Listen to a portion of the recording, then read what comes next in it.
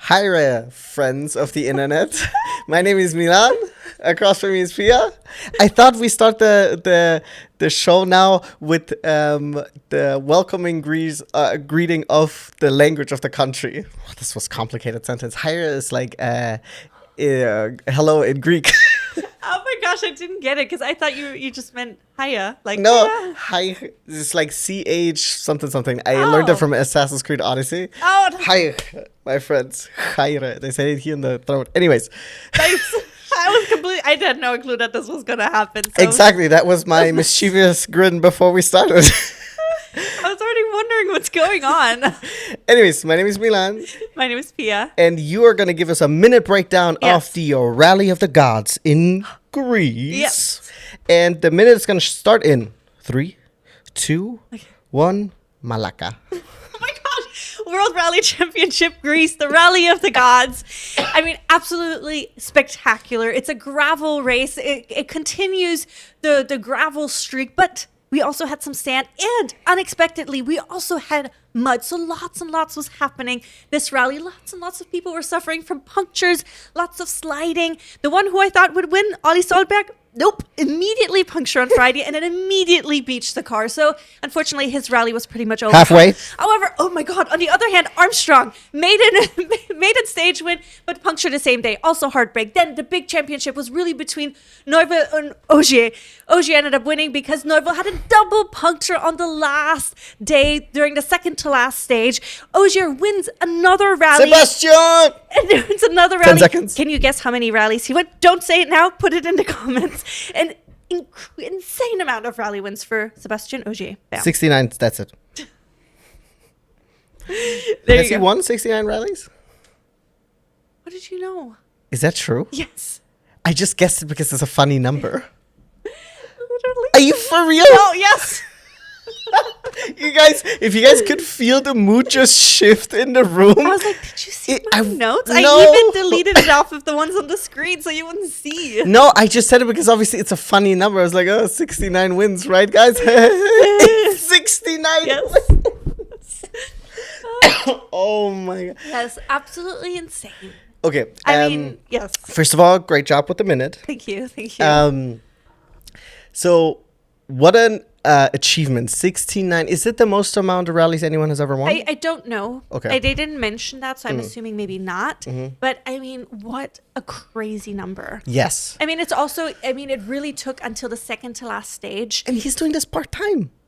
Well, yeah, but most time, but part-time, He's doing it most time, but not full-time. Well, because he's now participating in most of the rallies, as of at least lately. But I mean, so well, maybe he's like the big championship is on. Maybe. I don't know. But so essentially it was between Neuville and Ogier. So Hyundai versus Toyota again. Belgium against France? Yes, Ooh. exactly. And it's been like this for the last couple of rallies. And it's been going like back and forth because Thierry had some really bad luck. Then Seb had some bad luck. Then now this time Thierry had bad luck. And because it was also really close. So I think for into the last day coming in, Thierry was leading by 8 seconds or so. Oh, so that's nothing that's really. Not a lot, because especially in a gravel rally. And they were doing just 2 different stages twice on the last day. But because of all the cars going through, a lot of the top layers kind of went away, which cleans it up. But then there's like this bedrock underneath, which can be really sharp. So that can also cause punctures. So there's, it's just so treacherous, but it's also so spectacular. Okay, so when you were watching it, were you rooting more for Thierry or were you rooting more for Seb? It's hard. I think I was rooting more for Thierry just because of Hyundai. Exactly, because we have more Hyundai parked outside. You know what I mean? But it's just like, because they've also been having, a tougher season, and gravel is now really working for them, which has been nice, but it's just, unfortunate. I mean, a puncture can happen to anybody. A double puncture. It's racing, and it's just, it just hurt him so bad. Yeah. But on the other hand, I do want to point out that Ford M Sport had an excellent weekend. Nice. I mean, John Armstrong, like I said, his maiden stage win. He got really close. I think it was in Sweden earlier this year. Then Joshua Mackerlin, he ended up, Mackerlin? I think I'm mispronouncing the name right now. But he ended up 4th overall. Oh, wow. Which is absolutely excellent. That's awesome. Wait, did he? No, sorry. Wow, you're lying to me now? Oh, with all the points, I guess it changed a little bit. But it was just... He had an excellent rally weekend also, you know, and it was nice to see them do really well. He did almost take the car off the track on the last day or off the path. He was able to catch it and then reverse out of it. So he lost some seconds there, but he was able to still maintain his lead. But it was, yeah, I mean, it was, at first I was like, oh, there's so much rally to watch. I don't know how to do it. But it's just also the last day can just be so spectacular. I do have to admit, I watched the least amount of this rally compared to some of the other ones, just because I didn't have the time. You could have stayed up 24 hours? Yeah, well, no. But it was still excellent, especially the last day. It was so close. There were so many different battles happening just within the top 10, which was great. And then the thing is also track position in gravel is just so important, and it does make a big difference because at the beginning of the rally it's by the championship order. Okay. Right, so then the top the leader of the championship order would go first, and in gravel that's horrible. Okay, you don't want to go first because you have all the stones and rocks on the racing line. So the people who go first clear the racing line, so people who come behind you have a clearer track to race on average. And then of course halfway through the rally it switches, and it's then by the rally order reverse. So that's always, I think it's so fascinating, the track, that the track order makes such a difference. And I don't think I've ever pointed it out to you, but you know, I think it's really interesting how because they also use different tire compounds depending on the stages. And of course they have to take tires with them in case they get a puncture before they get back to the service track or service area. So sometimes what they do is they do a cross pattern. So they do, for example, they had a couple people do soft front, hard front, and then hard back, soft back. Interesting. So it's like diagonally very across, interesting. which is interesting because they do it sometimes for like grip levels and things like that. Because like in the WEC, you usually see at the same side. So you could have softs on the right and then mediums on the left or whatever, but you don't cross it. Yeah, so, or I've never seen it. Yeah, so that I think this is really cool. They sometimes cross it, and sometimes they also do front one and then back another compound. Sorry, yes, that's also what they're doing. Yeah. Or sometimes they just change one side and leave the other. Yeah. So I thought that was really interesting. And then also this time they talked about, which I just want to share with you because I found it fascinating, because this rally can be notorious quite hot. This time it wasn't quite as bad. Interesting, because Europe is going through a heat wave, and Greece is like, no, not here. Not us. Just regular. But so I didn't know that there's a couple of different ways that they can now keep themselves cooler. So now they have like a cooling system that goes into their helmet. Oh, okay, nice. Which is not necessarily, it brings down the temperature too much, but it keeps it... It maintains it at least. Exactly. And then they also they can have suits with like cooling veins or like things running through them, which I think is really cool. So both the driver and the... I would assume so, because they're both in the same car. But I was like, oh, that's really interesting. I didn't know that they have that. And of course, they also have like a cooling vest they can put on, which we've seen also from like Formula One.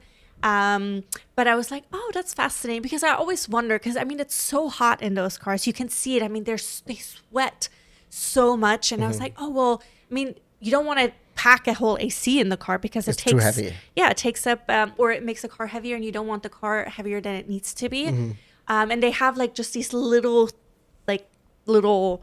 drawers kind of, or windows that they can open. Like a little slide. Yeah, exactly, exactly. But they're not going to bring in excessive amounts of air. I know sometimes they open it also for the fogginess of the windshield. You would think that they would have come up with something that would prevent the fogginess. Yes. Is this like, is this a thing where it's like you can't stop science, or is this like, because I hear that there's like, isn't it, people say that in your mirror in like the bathroom you can put like something on it and it won't fog up. Oh, it's like, gotcha. You would think they could have come up with something like that. There might be something already that they're using, so it doesn't happen as much, but it does happen occasionally.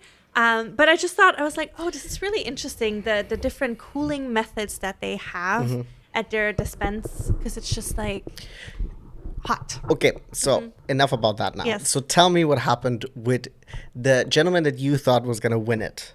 So what's going on there? It's just unfortunate. I think this time a puncture you can't really. That's not really a mistake of yours. What's when his it name happens, Ollie Stolberg. Uh-huh. And then the second, it happened the same day, so I didn't watch that stage myself. But then the same day, so in the morning he got a puncture, and then later in the day he beached the car.